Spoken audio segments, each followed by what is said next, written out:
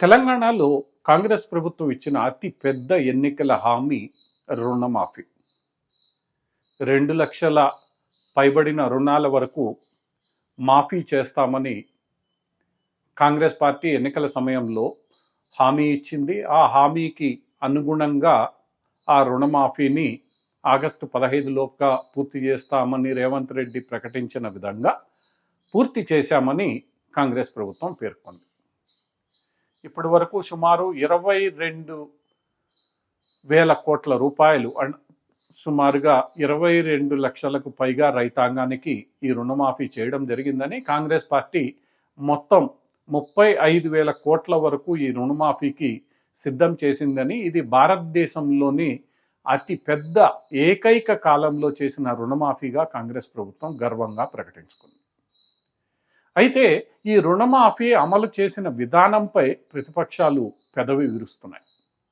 ఒక కుటుంబానికి ఒక రుణాన్ని మాఫీ చేస్తామనే నిబంధన, దీంతోపాటు బంగారు రుణాలకు లేదా షెడ్యూల్ బ్యాంకుల్లో కాని ఇతరత్ర రుణాలకు ఈ రుణమాఫీ వర్తించదనే నిబంధనలు సరైనవి కావని, తద్వారా చాలామంది అర్హులైన రైతులకు రుణమాఫీ అందలేదని ప్రతిపక్షాలు విమర్శించాయి.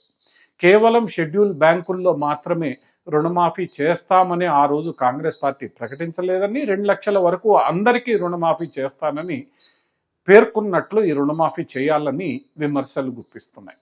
అయితే ప్రభుత్వం మాత్రం ప్రజాధనాన్ని ఇష్టం వచ్చినట్లు దుర్వినియోగం చేయలేమని, ఆ దుర్వినియోగం కాకుండా అడ్డుకట్ట వేయడానికే కొన్ని నిబంధనలు పెట్టాల్సిన పరిస్థితి ఉంటుందని స్పష్టం చేసింది.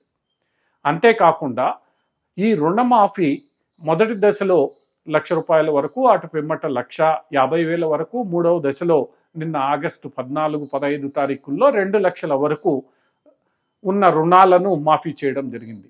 అయితే ఈ విషయంలో ప్రతిపక్షాలు కేవలం 40% మంది రైతులకు మాత్రమే ఈ రుణమాఫీ జరిగిందని, అంటే అర్హులలో కేవలం 40% మందికి మాత్రమే రుణమాఫీ అమలైందని, మిగతా వారికి పలు రకాల నిబంధనల పేరుతో పలు టెక్నికల్ అంశాలను చూపిస్తూ ఈ రుణమాఫీని ప్రభుత్వం ఎగ్గొట్టిందని విమర్శించాయి.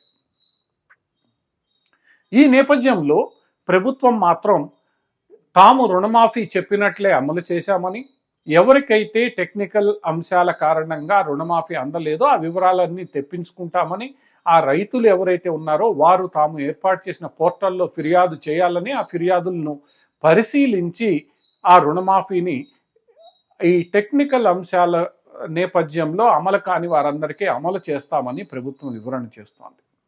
దీంతో ప్రతిపక్షాలు బగ్గుమంటున్నాయి. నిబంధనలు పెట్టేటప్పుడే అందరికీ అమలయ్యేలా చూడాల్సిన బాధ్యత ప్రభుత్వాధికారులపై ఉంటుంది. కానీ ఇలా సగానికన్నా తక్కువ మాత్రమే రుణమాఫీ అందజేసి 35,000 కోట్ల రూపాయలు దేశంలోని ఏకైక కాలంలో రుణమాఫీకి ఉపయోగించిన సర్కార్ తమదేనని కాంగ్రెస్ ప్రభుత్వం గొప్పలు పోతోందని వీరు విమర్శిస్తున్నారు. రైతాంగం కూడా చాలామందికి అర్హత ఉన్నప్పటికీ రుణాలు అందలేదని ఫిర్యాదులు చేస్తున్నారు. ఈ ఫిర్యాదులు స్థానిక శాసనసభ్యులకు, మండల అధికారులకు, వీళ్ళందరికీ కూడా చేయడం జరుగుతోంది. దీనిపై ఇంకా కసరత్తు జరగాల్సి ఉంది. ఈ కసరత్తులో ఎవరికైతే అర్హత ఉండి అందలేదో వారందరికీ అందించాల్సిన బాధ్యత ప్రభుత్వంపై ఉంటుంది. ఇదంతా ఒకవైపు ఉంటే, మరోవైపు 2 లక్షలకు పైబడిన రుణాలకు ఎలా మాఫీ అందచేయాలన్న విషయంలో ఇంకా ప్రభుత్వం నిబంధనలు రూపొందించలేదు.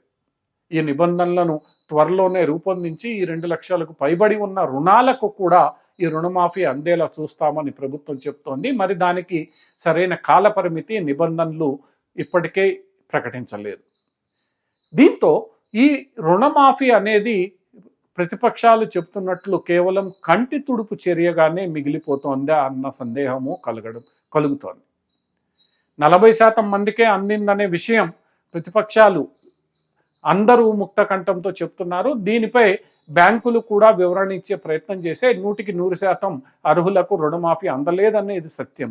ఈ విషయంలో ప్రభుత్వం తాను ఇచ్చిన హామీ మేరకు అందరికీ, అర్హులైన అందరికీ, తాను పెట్టుకున్న నిబంధనల మేరకే అర్హులైన అందరికీ రుణమాఫీ అందచేయకపోతే మాత్రం రాబోయే స్థానిక సంస్థల ఎన్నికల్లో ముఖ్యంగా గ్రామీణ ప్రాంతాల్లో రైతాంగం ఎదురు తిరిగే అవకాశం ఖచ్చితంగా ఉంది. ఎందుకంటే ఇటు రుణమాఫీ సరిగ్గా అందక, అటు ప్రభుత్వం అందించే రైతు బంధు సరిగ్గా అందక, వివిధ ఇతరత్ర రైతులకు అందే సహాయం కూడా అందని నేపథ్యంలో రైతాంగం కాంగ్రెస్ పార్టీ పట్ల ఆగ్రహాన్ని వ్యక్తం చేసే అవకాశం ఖచ్చితంగా ఉంది. దీన్ని ప్రతిపక్షాలు ఆయుధంగా మలుచుకుంటాయనడంలో సందేహం లేదు.